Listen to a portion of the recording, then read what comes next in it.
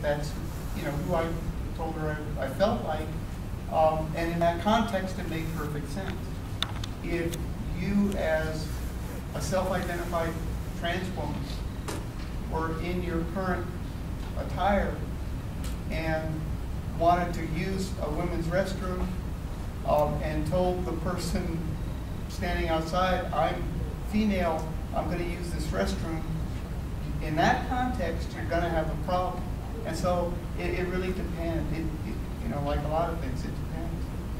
Yeah, you know, look, our identities are not invalid at all. You know, one of the things I've learned a lot in the last 5 years, focusing so much of my energies in studying sex and gender from an academic standpoint, is exactly who I am, right? So while I might be studying, you know, women or transgender persons, I'm still learning like the privilege of what it is to be a man and what that means, right? About how I've been blinded most of my life, not knowing that everybody else doesn't go through the world just like I do, right? As a white, male, American, educated, able-bodied, right? I mean, all of those privileges, I have almost all of them, right? And part of what privilege is to not know that you're privileged, unfortunately, right? So it is part of my identity, whether I like it or not, right? And whatever we identify as is part of that self, that I, that soul, whatever you think you are, that me of you, right? So it's not invalid at all. Do you have any other questions, comments, concerns?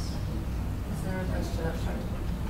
I think, well, I was just basically going to ask you, when you started your journey, did you say to yourself, like, I want to do this because I want to experience being a woman finally, or was it you just, you know, kind of wanted the validation from everyone that, you know, you're a woman now?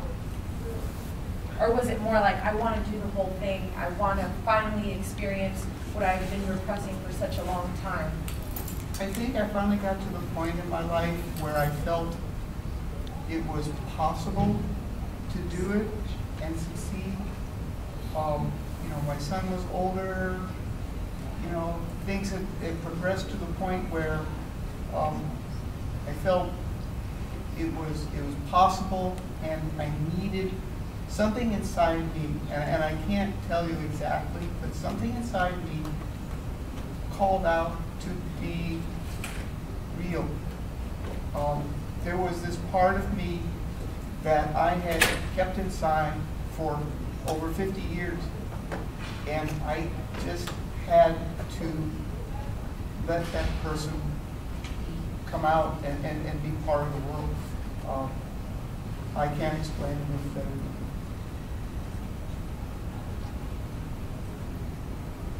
Any other questions? All right, yeah. I have a question. In the past, there's been lots of societies that have been segregated in many different ways, religion, nationality, as such. And it's been a triumph over the last century that those segregations have been melted away and seem to be subjected. We don't need those labels anymore.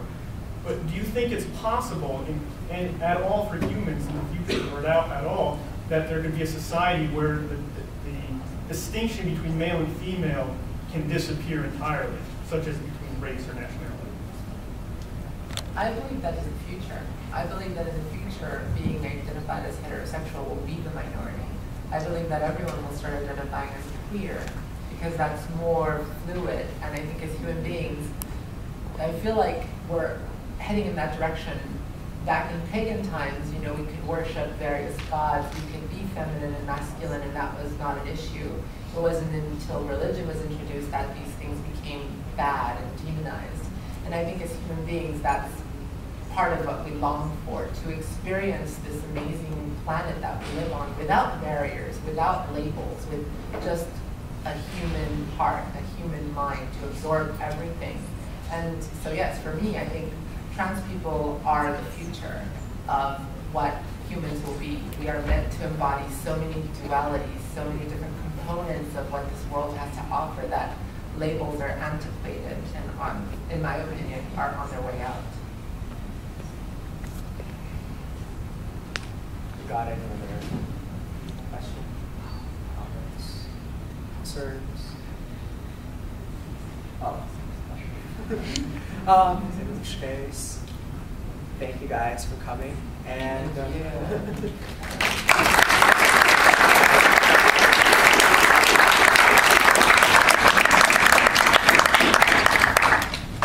Thanks for a great audience.